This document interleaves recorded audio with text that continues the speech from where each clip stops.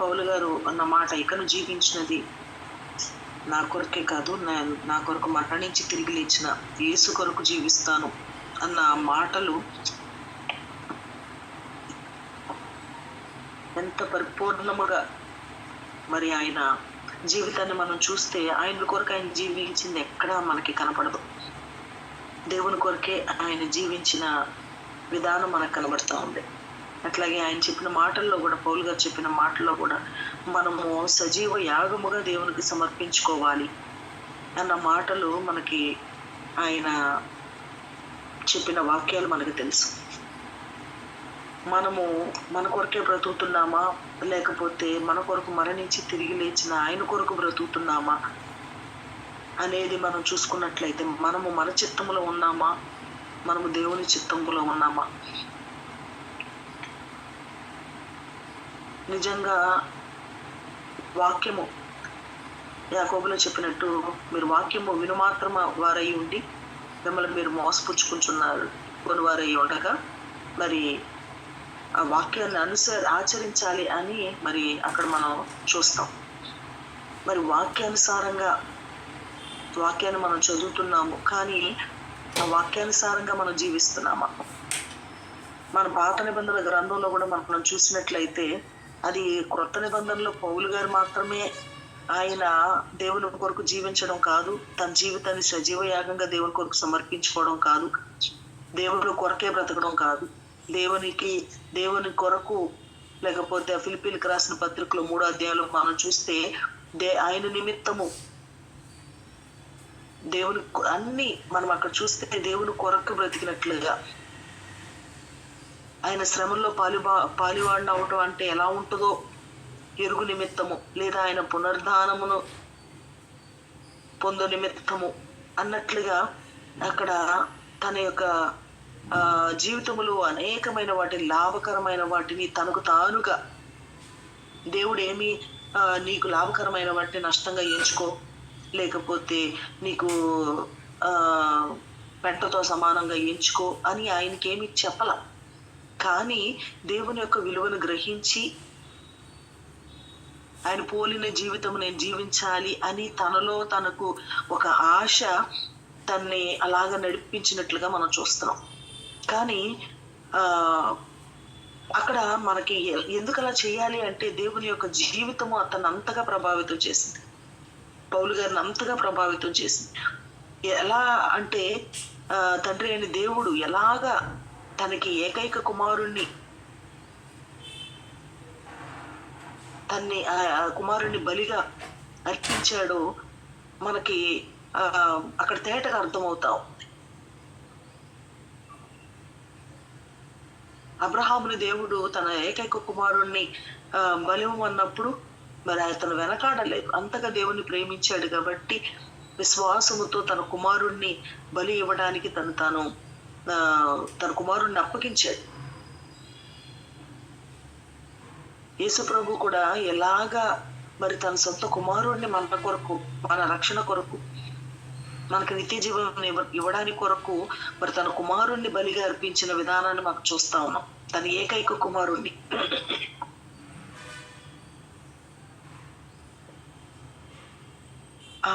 ఆ యొక్క ఇది మరి పౌలు గారిని ఎంతగా ఆకర్షించి, నేను నా కొరకు కాదు, నేను ప్రభు కొరకు బ్రతకాలి అని తన యొక్క జీవితాన్ని పరిపూర్ణంగా దేవునికి అప్పగించుకున్నాడు.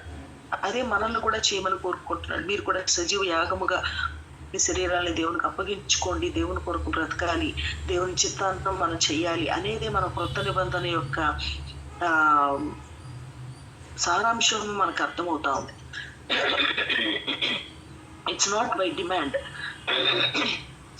మీరు ఇలా చెయ్యాలి అని అది డిమాండ్ లాగా, ఒక ఆజ్ఞ లాగా మనకి చెప్పబడలేదు. కానీ అది పౌలు గారు ఎలాగా మరి ఆయన జీవితాన్ని మన ముందు పెట్టి, నేను క్రీస్తుని పోలి నడుచుకున్న ప్రకారం నన్ను పోలి నడుచుకోండి అంటున్నాడు. ఆయన ఒక మార్గాన్ని తను మార్గంలో నడుస్తూ ఆ మార్గంలో మనం కూడా నడవాలని ఆశపడుతున్నాడు. ఎందుకంటే అది శ్రేష్టమైన మార్గము.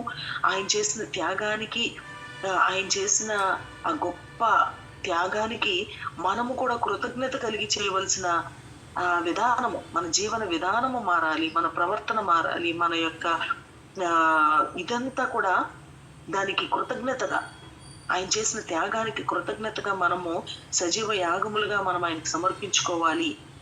అది మనకి క్షేమం అని, అది మనకి దీవెన అని మరి పౌలు గారు దాన్ని స్వానుభవంగా తను రియలైజ్ అయ్యి మనల్ని కూడా అలా ఉండాలి అని ఆయన ఆశపడుతున్నాడు.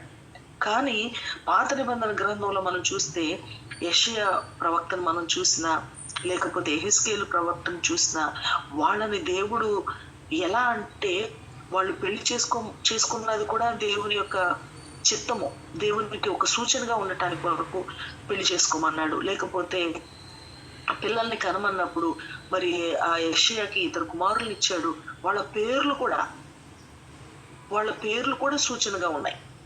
అవి దేవుడు పెట్టమన్న పేర్లు పెట్టాడు. మరి యెహెజ్కేలుని కూడా మనం చూస్తే ఆ యెహెజ్కేలుకి మరి తను ఎంతగా భార్యను ప్రేమించాడు. ఆ ప్రేమించిన భార్యని నేను తీసివేసుకుంటున్నాను. యెహెజ్కేలు 24వ అధ్యాయంలో కూడా నరపుత్రుడా, నీ కన్నులకు ఇంపైన దానిని నీ యొద్ద నుండి ఒక్క దెబ్బతో తీసివేయబోచున్నాను. నీవు అంగలార్చవద్దు, ఏడవద్దు, కన్నీరు విడవద్దు. ఎలా అంటే నీ భార్య చనిపోతుంది, నువ్వు నీ కన్నులకి ఇంపైనగానే నేను ఎదురు ఒక్క దెబ్బలో తీసివేస్తాను. నువ్వు అంగలార్చవద్దు, నువ్వు ఏడవద్దు, కన్నీరు విడవద్దు, మృతులకై విలాపము చేయవద్దు, నిశ్శబ్దంగా నిట్టూర్పు విడుము, మౌనంగా నోరు మెదపకుండా నిశ్శబ్దంగా నిట్టూర్పు విడుము, నీ శిరోభూషణములను ధరించుకొనము, పాదరక్షకులు తొడుగుకొనము, చెప్పులు కూడా వేసుకొనే ఉండు.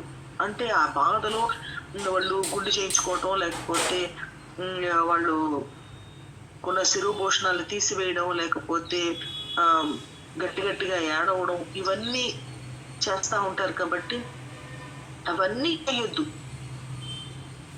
అని చెప్పి మరి ఉదయాన్నే దేవుడు అలా చెప్పాడు. సాయంత్రానికి తన భార్య చనిపోయింది. అలా మరి ఎందుకు అలా చేశాడు? తనకి ఇష్టమైన భార్య చనిపోయేలాగా ఎందుకు చేశాడు? ఎందుకు ఏడవద్దు అంటున్నాడు? ఇదంతా కూడా తన యొక్క జీవితంలో జరిగిన సంఘటన. అది ఇశ్రాయేలు ప్రజలకు ఒక సూచన. వాళ్ళు దేవుని కంటే ఎక్కువగా ఆ యొక్క దేవాలయాన్ని ప్రేమించారు.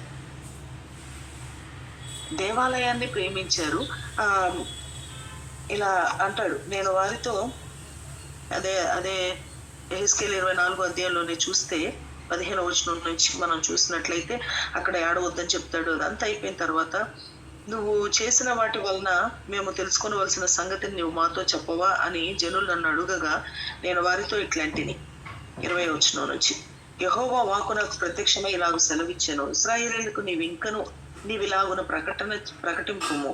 ప్రభువైన యెహోవా సెలవిచ్చినది ఏమనగా, మీకు అతిశయాస్పదంగాను మీ కన్నులకు ముచ్చటగాను మీ మనసులకు ఇష్టముగాను ఉన్న నా పరిశుద్ధ స్థలమును నేను చెరపబోచున్నాను. మీరు వెనుక విడిచిన మీ కుమారులను కుమార్తెలను అక్కడే ఖడ్గము చేత కూలుదురు. అప్పుడు నేను చేసినట్లు మీరును చేయుదురు. మీ పెదవులు మూసుకొనక ఎందురు, జనుల ఆహారమును మీరు భుజింపక ఎందురు. మీరు శిరోభూషణములను తలల మీద నుండి తీయకయు, మీ పాదముల రక్షణలను పాదముల నుండి తీయకయు, అంగలార్చకు ఏడవైకు నందురు. ఒకరినొకరు చూచి నిట్టూర్పు విడుచుచు మీరు చేసిన దోషములను బట్టి మీరు క్షీణించిపోవుదురు. యెహెజ్కేలు మీకు సూచనగా ఉండును, అతడు చేసినది అంతటి ప్రకారము మీరును చేయుదురు. ఇది సంభవించినప్పుడు నేను ప్రభువైన యెహోవానై ఉన్నానని మీరు తెలుసుకుంటారు. ఇక్కడ తన భార్య చనిపోతే ఏం చేయమని చెప్పాడో అదే వారికి ఇష్టంగా ఉన్న, వాళ్ళ మనసుకి ఇష్టమైన పరిశుద్ధ స్థలాన్ని, అంటే దేవునికి కంటే ఎక్కువగా వారు దేవాలయాన్ని ప్రేమిస్తున్నప్పుడు ఆ దేవాలయాన్ని వాళ్ళకి లేకుండా చేశారు. మనము ప్రేమించవలసింది దేనిని? మనం దేన్ని ప్రేమిస్తున్నాం? మనము లోకాన్ని ఎక్కువగా ప్రేమిస్తున్నామా? కొన్నిసార్లు భర్తను ఎక్కువగా ప్రేమిస్తే భర్తను కోల్పోవలసిన పరిస్థితులు వస్తాయేమో. లేకపోతే మన పిల్లల్ని దేవుని కంటే ఎక్కువగా పిల్లల్ని ప్రేమిస్తే ఒకవేళ పిల్లల్ని కోల్పోవలసిన పరిస్థితులు వస్తాయేమో. ఎందుకంటే ఆ దినాల్లో మరి ఒక సూచనగా, నిజంగా మరి మనకి సూచనగా ఉండటానికి కొరకు, సాదృశ్యంగా ఉండడం కొరకు అనేకమైన సంఘటనలు జరిగినాయి. ఇప్పుడు యోబు ఉన్నాడంటే, లేకపోతే కొన్ని పరిస్థితులు ఉన్నాయంటే అవన్నీ సూచనలుగా, మనకు ఒక సూచనగా, మనకు ఒక ఏమంటారు ఆ మాట,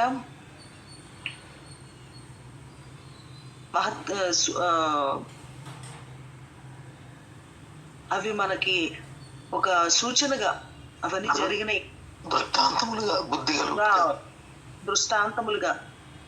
దృష్టాంతములుగా అవి మన కొరకు అనేకమైనవి బైబిల్లో ఉన్నాయి. కానీ ఆ దినాలలో అలాంటి దృష్టాంతములుగా ఉన్నవి లేవు కాబట్టి తన యొక్క ప్రవక్తల్ని, ఈ యెహెజ్కేలు యొక్క జీవితమే ఒక దృష్టాంతముగా ప్రభు పెట్టాడు వాళ్ళకి.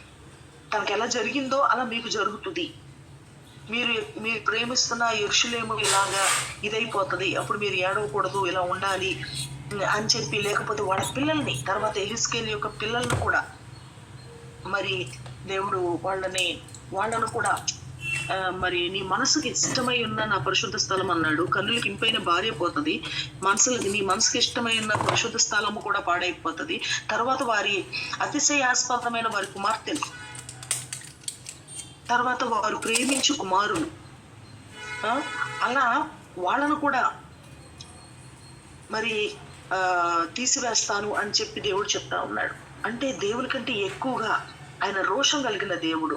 ఆయన కంటే ఎక్కువగా మనం దేన్ని ప్రేమించకూడదు. నిజంగానే అది మనకి క్షేమం కాదు. అదేంటి అని మనం ఒకవేళ కొంతమంది ప్రశ్నించవచ్చు. మనకి ఇష్టమైన దాన్ని దేవుడు ఎందుకు తీసేస్తున్నాడు?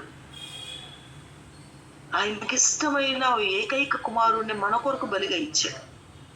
సో దేన్ని కూడా మనము దేవుని కంటే ఎక్కువగా ప్రేమించకూడదు. చాలా మంది మరి తండ్రిని ఎక్కువగా ప్రేమిస్తారు పిల్లలు, లేకపోతే తల్లిని ఎక్కువగా ప్రేమిస్తారు. ఒకసారి ఒక పాప వాళ్ళ అమ్మ చనిపోయింది. ఎంత ఏడుస్తుందంటే ప్రతిరోజు చాలా కృంగిపోతా ఉంది, చాలా ప్రార్థన చేసుకుంటా ఉంది. ఏంటమ్మా అని అడిగితే, అరే చాలా రోజులు అయిపోయింది. ఏంటమ్మా అంటే, నేను ప్రార్థన చేసుకుంటున్నాను, నేను ఉపవాసం ఉండి ప్రార్థన చేసుకుంటున్నాను, నేను దేవుణ్ణి అడుగుతున్నాను, నా తల్లిని ఒక్కసారి చూపించమని అడుగుతున్నాను, నా తల్లి లేకుండా నేను ఉండలేను.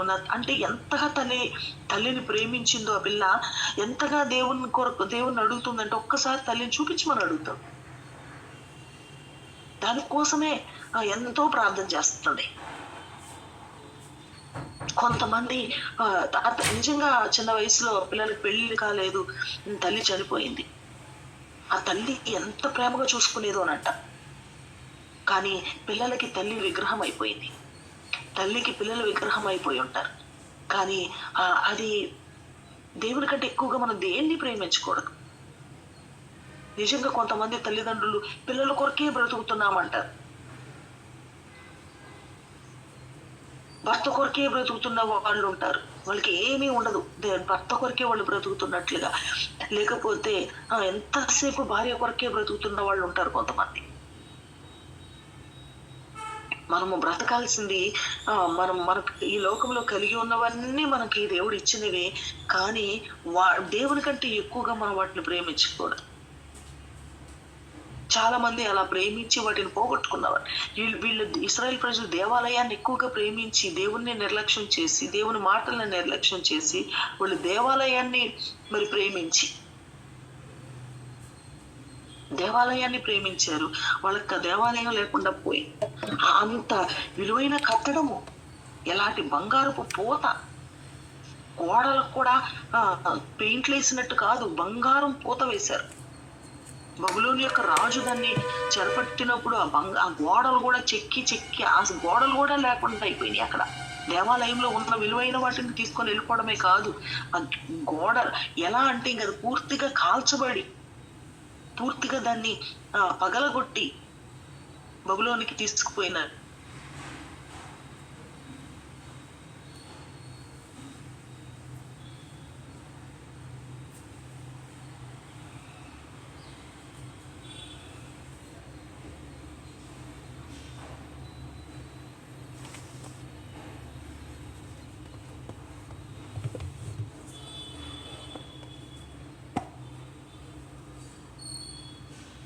అంటాడు, నేను నా కుమారులను దేవుడు నాకు ఇచ్చిన సూచనలు గాను మహత్కారములు గాను యెహోవా నాకు ఇచ్చిన యెషయా 8:18 యెహోవా నాకు ఇచ్చిన పిల్లలను సియోను కొండ మీద నివసించు సైన్యములకు అధిపతియగు యెహోవా వలన వాళ్ళని సూచనలుగాను మహత్కార్యములుగాను ఇశ్రాయేలీల మధ్య ఉన్నాము. నేను దేవుడు నాకు ఇచ్చిన పిల్లలు మేము యెహోవా వలన సూచనలుగా ఉన్నాం, మహత్కార్యాలుగా ఉన్నాం, మేము అలా దేవుని మధ్య నివసిస్తున్నాం అని చెప్పి నిజంగా వాళ్ళ పేర్లు కూడా శేర్షాబు అంటే వాళ్ళు మిగిలిన వారు తిరిగి వస్తారు, అంటే చెరకు వెళ్ళిన వాళ్ళు తిరిగి వస్తారు. ఆ మాట అర్థం, ఆ పేరుకి అర్థం. అలాంటి పేర్లు పెట్టాలి పిల్లలకి, దేవుడు పెట్టమన్నాడు. సో వాళ్ళ పిల్లలు ఒక సూచనగా, ఒక మహత్ కార్యముగా దేవుడు వాళ్ళని ఇశ్రాయేలు మధ్య పెట్టాడు. వాళ్ళు దేవునికి లోబడ్డారు. యెహెజ్కేలు కావచ్చు, మరి యెషయా కావచ్చు, మరి ఆ పాత నిబంధన గ్రంథంలో ఉన్న అబ్రహాం కావచ్చు, వీళ్ళందరూ కూడా దేవునికి మరి దేవుని యొక్క చిత్తాన్ని చేయడానికి తమను తాము దేవునికి అప్పగించుకున్నారు. అది కష్టంగా భావించలేదు. దేవుడైతే మరి యెషయాని మరి నువ్వు చెప్పులు వేసుకోవద్దు, నువ్వు బట్టలు వేసుకోవద్దు, 3 సంవత్సరాలు అలా ఉండు, దిగంబరిగా ఉండు అంటే అలాగే ఉన్నాడు. అలా దేవుడి కొరకు ఏం చేయమంటే అది చేశాడు. ఈ రోజుల్లో మనల్ని దేవుడు యెషయాకి చెప్పినట్లు, యెహెజ్కేలుకి చెప్పినట్లు అలా మనకి డైరెక్ట్ గా చెప్పట్లేదు, కానీ వాళ్ళ యొక్క వాళ్ళ జీవితాల్లో దేవుడు వాళ్ళకి చెప్పినవన్నీ దృష్టాంతాలుగా ఉండిపోయినాయి. మనం చేయాల్సింది ఏంటి అంటే, మనకి దేవుడు ఇస్తున్న మాట ఒకటే మాట, దేవుడి కంటే ఎక్కువగా దేన్ని మనం ప్రేమించొద్దు. నీ భార్య చనిపోతుంది, నువ్వు ఏడవద్దు అని దేవుడు నీకు చెప్పట్లేదు. లేకపోతే నీ పిల్లల్ని దేవుడు అలాగా తీసుకుంటానని చెప్పట్లేదు. కానీ దేవుడు చెప్తున్న మాట ఏంటంటే, దేవుని కంటే ఎక్కువగా దేన్ని మనల్ని ప్రేమించొద్దు, దేవునికి ప్రాధాన్యత ఇమ్మంటున్నాడు, దేవుణ్ణి ముందు పెట్టుకోమంటున్నాడు, దేవుని చిత్తం చేయమంటున్నాడు. అలాగా దేవునికి మనం సజీవ యాగముగా దేవునికి సమర్పించుకొని మనము కూడా దేవుని కొరకు బ్రతకవలసిన వారిగా ఉన్నాం.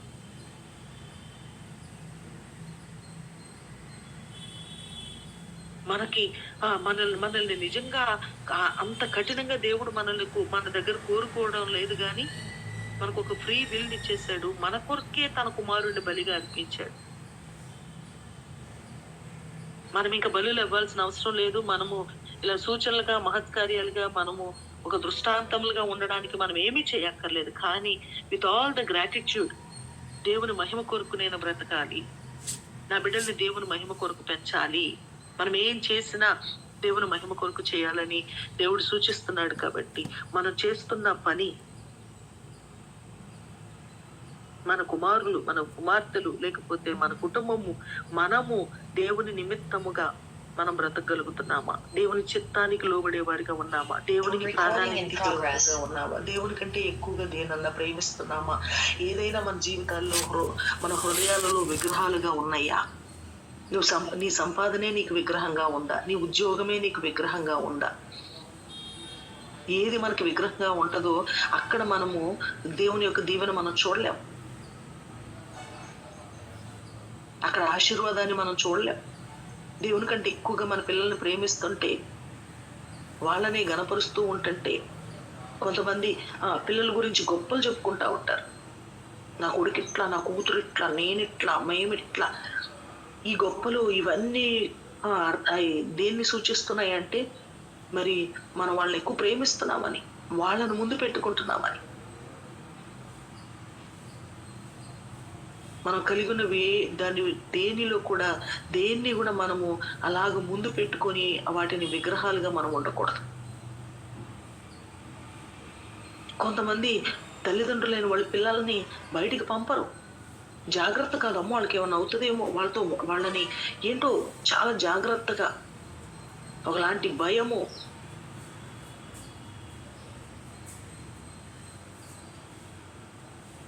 మనం దేవుని ప్రేమిస్తే దేవుడు మన పిల్లల్ని కాపాడుతాడు. మనం కాపాడాలంటే, మనం వాళ్ళని ప్రేమించి వాళ్ళని కాపాడుకోవాలంటే అది మన చేతుల్లో ఉన్న పని కాదు.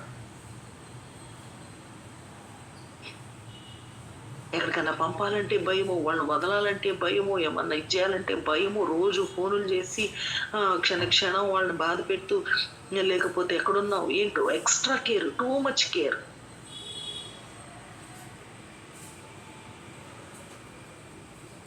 ధైర్యంగా దేవునికి అప్పగించుకొని దేవుని కొరకు బ్రతికేలాగా వాళ్ళని ఎంకరేజ్ చేసి మనం కూడా దేవుని కొరకు బ్రతికేలాగా దేవుని ముందు పెట్టుకొని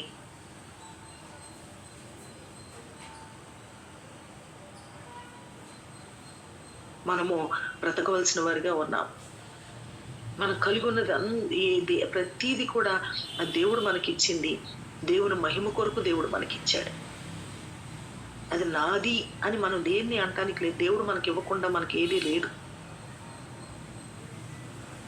దేవుడు మనకిచ్చింది అది దేవుని నిమిత్తము, లేకపోతే ఆయన మహిమ నిమిత్తము మనము దాన్ని కలిగిన వారంగా ఉన్నాము అని మనం గ్రహించాలి. మనకి కలిగి ఉన్నది ఏది కూడా ఆయన లేకుండా మనకు రాలేదు.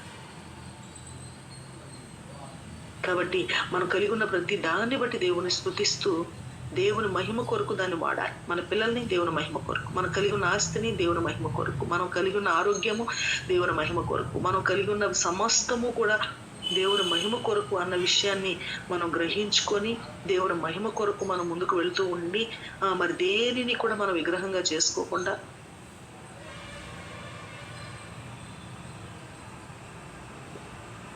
తన ఏకైక కుమారుణ్ణి ఆయన వెనుతీయలేదు. ఆయన ఇవ్వడానికి వెనుతీయలేదు. కానీ మనం ఎన్ని వెనుతీస్తున్నాం, ఎన్ని వెనక్కి తీసుకుంటున్నాము.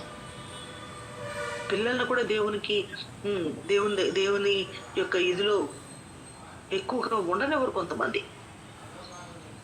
ప్రతిదీ వెనక్కి తీసుకోవడమే, వెనక్కి లాగడమే. భార్య ఎక్కువ పరిచయం చేస్తుంటే నువ్వు వెళ్ళొద్దు, నువ్వు పెద్దాక వెళ్ళొద్దు, నువ్వే చేయాలా, ఇంకా లేరా ఎవరు అని వెనక్కలాగే వాళ్ళు ఉన్నారు. భర్తలో ఎక్కువ పరిచర్యలో ఎక్కువ ఐగారానకాలు జరుగుతుంటే ఎందుకు నువ్వు పెద్దాక వెనకాలా, నువ్వు ఒక్కడే వెళ్ళాలా అని, లేకపోతే భార్యలు భర్తల్ని వెనక్కలాగే వాళ్ళు ఉన్నారు. సేవా పరిచర్యలో ముందుకు వెళ్తున్న వాళ్ళు వెళ్ళనివ్వకుండా ఆటంకపరిచే భార్యలుగా ఉంటున్నారు కొంతమంది. యాక్టివ్గా దేవుని కొరకు ముందుకు వెళ్ళమని ఎంకరేజ్ చేయాల్సిన వాళ్ళంగా ఉన్న మనం వెనక్కలాగే వారిగా ఉన్నాం. అలాగా అనేకమైన వాటిని మనం కలిగి ఉన్న వాటిలో మనము ఆయన మహిమ కొరకు వాడబడేలాగా మనం ఉండకుండా మనం వెనక్కి లాగేవారుగా ఉంటున్నాం. కానీ యేసు ప్రభు అయితే తన ఏకైక కుమారుణ్ణి ఇవ్వడానికి వెనుతీయలేదు ఆయన. కాబట్టి మనము కూడా దేవుని కొరకు ఏది కూడా వెనుక తీసేవారము కాక దేనికైనా మనం ముందుకు రాగలిగేలాగా మనము దేవునికి సమర్పించుకొని మనల్ని, మన బిడ్డల్ని, మన కుమారులను మరి ఇక్కడ యెహెజ్కేలుతో చెప్పినట్లు నీ మనసుకి ఇష్టమైన నా పరిశుద్ధ స్థలము, లేకపోతే వారి అతిశయాస్పదమైన వారి కుమార్తెలు, వారు ప్రేమించు కుమారులు, లేకపోతే నీ కన్నులకి ఇంపైన నీ భార్య, ఇలా ఇవన్నీ మనం కూడా కలిగి ఉన్నాం. కానీ వీటిలన్నిటిని ప్రభు డిమాండ్ చేయట్లేదు. కానీ ఆయన యొక్క లైఫ్నే మన కొరకు మరి ఆయన అప్పగించి ఆయన చేసిన ఆ యొక్క త్యాగము, మనల్ని త్యాగం చేయమని అని డైరెక్ట్గా అడగట్లేదు. కానీ ఆయన త్యాగాన్ని ముందు పెట్టాడు. సో ఇది ఏ డిమాండ్ కాదు, ఆయన త్యాగాన్ని మనం ముందు పెట్టాడు. మరి నువ్వేం చేస్తావో